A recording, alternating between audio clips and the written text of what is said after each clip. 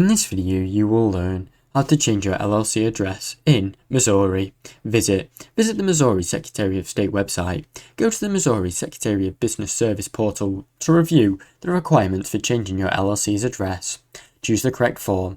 Select the Statement of Change of Resident Office or Agent, or file the Amendment of Article Organization form, depending on the type of address change you're having on your LLC. Complete the form, fill in your LLC name, current registered office, new address, and any other details carefully. In case you get any wrong, there will be more delays. Prepare the filing fee, check the Missouri fee, schedule, and arrange to require the payment. Submit the file.